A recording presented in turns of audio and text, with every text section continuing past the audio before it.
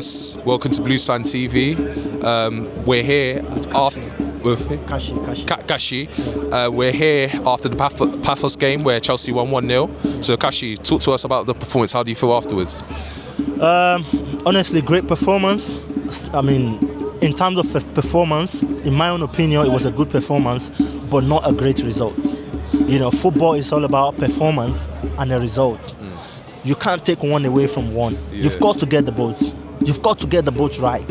If you're giving a performance and you're not getting a result, you're in trouble. And if you're not giving a performance and you're getting a result, you're in trouble. Because you know at the end of the day, it's not going to go anywhere. It's going to cut off when you play a very good side. So tonight, I think we had a very good, decent performance because we are playing Pafos. Because we are playing Pafos. If it was on another occasion, I'm telling you, that performance won't be showing up. Because when I saw the lineup, I was a little bit curious, like, where are we on the table? We are 13 on the table. We need this business tonight. This is the last Champions League game, you know, which will decide if we're playing playoff or we're through to quarterfinal or round of 16 or whatever. I was expecting a very tough side. I mean, bro, don't get me wrong. What I'm saying is we've got to be serious with business. When we're doing business, we've got to be serious. I don't care if it's Pafos, if it's nobody, but what we've got in front, what we've got at hand is what is more necessary. Let's win this game. Get all the boys in. First half, you knock them down. 2-0, 3-0. Then second half, you can start bringing in players. I don't like that system of when you desperately need a game and you keep messing around with this lineup, it's not done that way. This is a big club. You know, even when you win 1-0, 2-0, people are still very much complaining. People need more goals because this is like a league. You've got to get more points, more goals before you can qualify. Now we're same point as Barcelona. We're playing Napoli away. What's the possibility of getting into that first 8? Tonight should have been a 5-goal, 4-goal, decent goal. Exactly. Because that probably might save us from, you know, playing a playoff or whatever. Yeah. So first half, I think we slow down a little bit. Our wingers are poor, mate. Our wingers are poor. We keep playing eye lines, but we're not the best in playing eye lines. I do say that if you, as a team, you've got to get a tactics that you want to play to get a win. It's probably you're using your striker.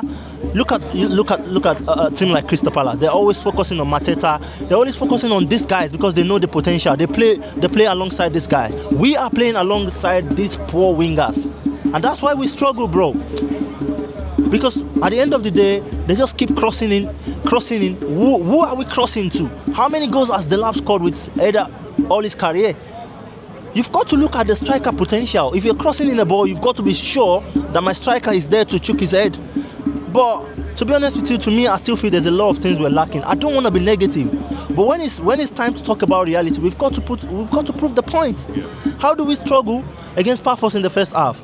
You know, they're playing a low block, accepted, but they're at the bridge. We've got to find a way to unlock this. You know, we saw that goal that was ruled out. Enzo Fernandez goal that was ruled out, and that's where we are lacking a very good quality strikers. And that's why I said, I was asking someone today that, in my own opinion, I think Delap is going to struggle at Chelsea. Really? Yeah. I see João Pedro more successful than him because Pedro is a little bit wise.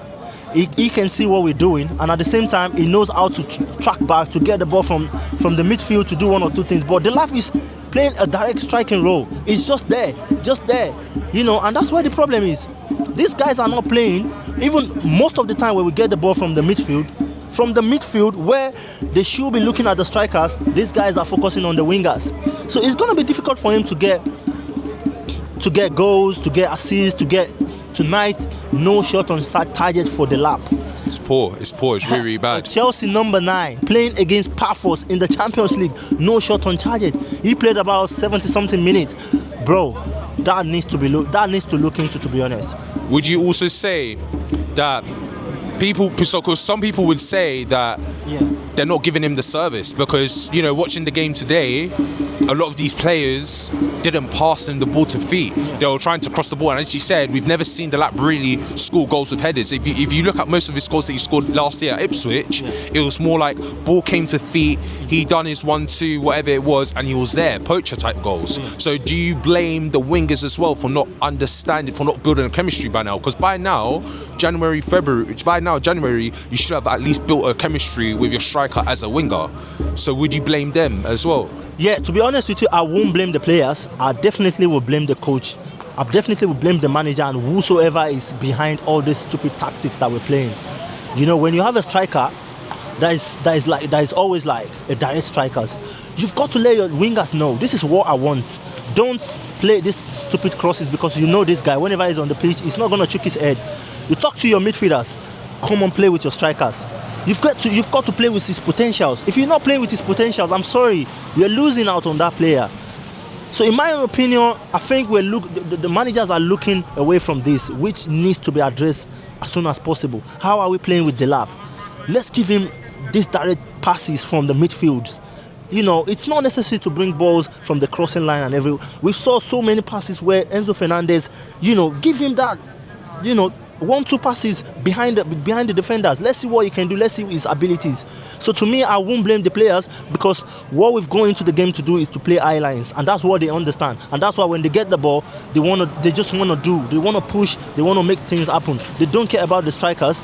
They don't really work with him, to be honest. And that's where my argument comes in. When we have Jackson, we've always complained, but now the complaint is worse. Yeah. It's worse, bro. Jackson will never be in a game like this without a shot on target.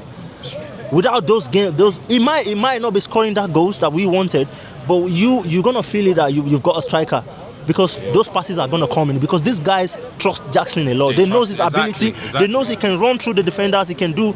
So I mean, to me, it's just a lot of things that is not working out. If the managers is not kind of play with the strikers, or I don't know what's going on, bro. But in my own opinion, I'm not blaming any player for the lap shortcut. I just feel like the manager is not doing his job enough. And would you also say it's a mentality issue for why we only won by 1 goal? Because again, as you said earlier, this is, you know, Chelsea's a big club. You know, not trying to, you know, diss Pafos or trying to disrespect them, but. You know, compared to the size of, like, I believe, you know, Wolves or Burnley or Leeds would have gone in and probably beaten them by 2-3 goals. So why are we only beating them by 1 goal? It's unacceptable. So would you say it's a mentality issue as well with the players, thinking that they can just play at 50% and still get a good result? Yeah, like I said earlier, the biggest problem is there's no plan B. There's no plan B. We're always wanting to play eye lines. It's not working out for us, you know. It's not working out for us tonight because these guys, they were very good in playing their low blocks. I'm going to give it to them. They really, really played well. They managed their lines very well. But what's the plan B when the line is not working for us? When Garnacho is not turning up, when Pedro Neto is not turning up, what's the next focal point? That's what I'm saying. And that's why I was challenging him when he brought out the lap. We're looking for a goal, man. We're looking for a goal. Your striker has to be there. You've got to use 2 strikers to do something in between. I really see what they're trying to do to push Enzo Fernandez, you know, in that sort of role playing alongside the striker. But you can't compare the ideology of a number 8 with a proper striker. So in my opinion, you shouldn't have taken the lap, you know, out. We're looking for a goal. Let Joao Pedro come in. We saw it this season. They've both played together, and we had a very good game. So in my own opinion, I just feel like tonight the eye line is not working. What's the plan B? We don't have a plan B, and that's why we struggled. I'm telling you, if not for that classic goal from Caicedo, I'm telling you it's gonna be a draw because these guys are very good in what they do. They're just like Crystal Palace. When they came here, eye line, low blocks, they did it very well, and that's it. They get a draw. But you know, what's the plan B? If we come into game, we're not unable to break the eye line through the wings. What's the next thing that we're gonna do?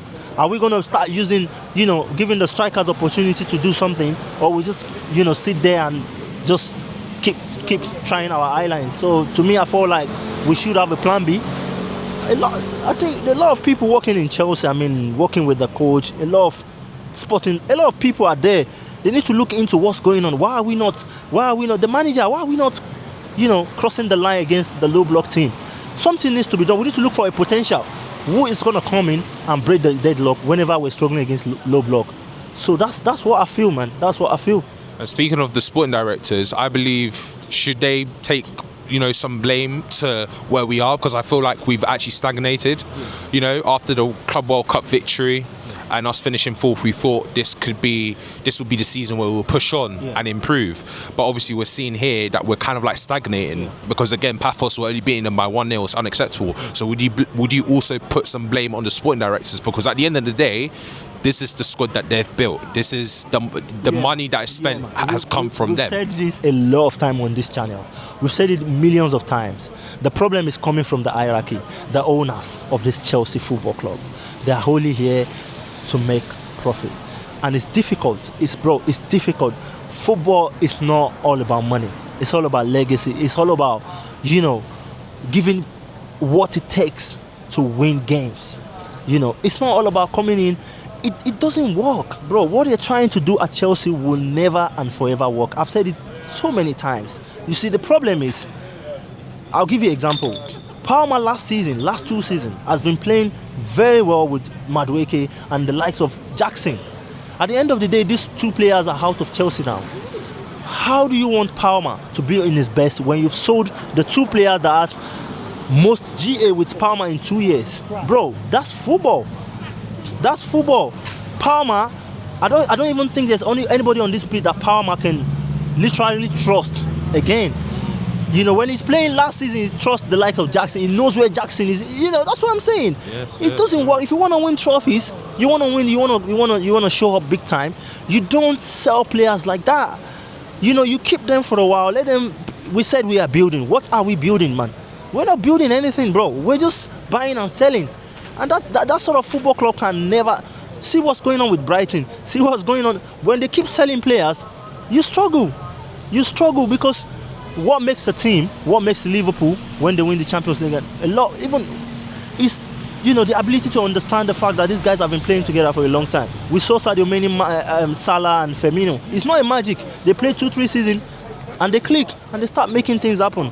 But when we start selling players, we're gonna be in a big mess. Yeah, it disrupts the flow, it disrupts the rhythm, it disrupts the chemistry. Yeah, man. So the only thing we're doing is we're just keeping our midfield. We're keeping Caicedo, Enzo Fernandez. But we've got to do that same thing in every position on the pitch, and that's why we can get this football club back. But if we keep selling players and bringing in new players, it's not gonna work. It's not gonna work. So that's where the big problem is, man. Would any stand-up performances, good or bad, from today's game, would you like to point out? I feel like it's always like I said, Caicedo. What a player, bro. I don't know how to praise this guy anymore. This guy, week in, week out, always give his best, and that's where I'm going, bro. How long can we keep such a player? It's gonna get to a level where this guy got to move on. He's gonna get fed up, and he's gonna wanna leave and go to a club that actually competes and wins trophies. Caicedo is a champion. He should be in the next two years. He's gonna be looking at himself. I've got to win Champions League. I've got to win Premier League. Because easily Madrid can come in and smash him. PSG can come in, and so we've got to try as much as possible to try to take things easy in terms of the way this club is being run. I hope the ownership can listen to us and understand that Chelsea is bigger than this project. It can't work out. We've tasted so much victories. Can you put me on telly? Put me on telly. Is this Chelsea TV? It's Bluesfantv TV. Can I swear? Whatever you want to do. If you want. El Reeves, fuck off. I am Chelsea. Fuck you. Thank you very much. So, like I said, it's not gonna work. We've got to look into what we're gonna do and bring this football club back to where it belongs. If we keep buying and selling, bro, I'm telling you, we're not going anywhere. So because now a lot of Chelsea fans are relenting on, we've got to get a top 5, and to me it sounds ridiculous to me. Why are we not fighting for the league? Why are we not? Let's get a top 5. I'm tired and sick of that. But anyway, a win tonight. Let's see what we can do against Napoli.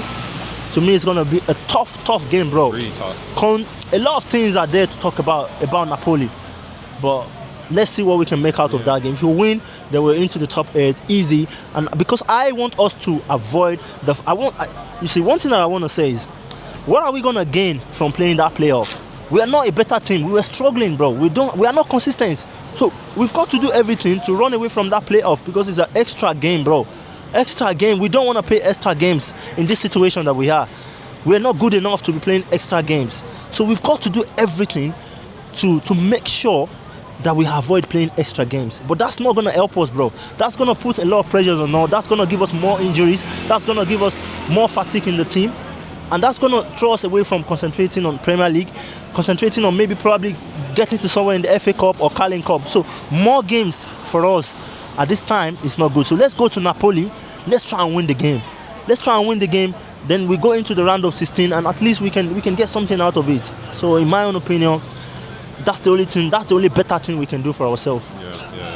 Now, and it's starting to look like the results against Atalanta and Karabakh is really starting to bite us, because if we had gotten the wins in those two games, we wouldn't be here talking about a must-win game against Napoli. We would have probably been comfortably through to the next round in the top 8. So it's a really tough position to be in. So for the next games, we've got Palace away, then we've got Napoli away, and then we've got West Ham at home. So what are your expectations to going into those 3 games? What do you expect from this team? What do you expect for us to achieve? Yeah, honestly, this game against Palace, going away against Palace, I think the only advantage we've got at the moment is because Palace are not in a good shape. They've sold Mark Gray, Oliver Glasner is really not happy. He's, coming out to say that sort of things. To me, I feel like brought in a lot of confusion in terms of players and performance. But let's not forget, this is Premier League. Bro, every player playing in the Premier League are always out there to give their best. They are a low block team, which we've struggled a lot in this season. Another point to look into. But let's see, we can go there with a good mindset, not gambling in that. You see, one thing that pissed me off is when we don't have a very good starting lineup. I'm always pissed off at the first minute because when you have your starting lineup, you are so comfortable that let's see what these guys can do. But when you don't have your starting lineup, you're like, oh, is Badiashile gonna fumble? Is this gonna do this? Is this gonna do that? You're not 100% into the game. But let's see what we can do against Palace. I'm not confident of a win. Maybe a draw. If we get a draw, good for us. But if we win, good performance. Napoli, like I said earlier, tough game, but we can still win. We are Chelsea. We've done it several times. I could remember in 2012, we were 3-1 or 3-1 down to Napoli.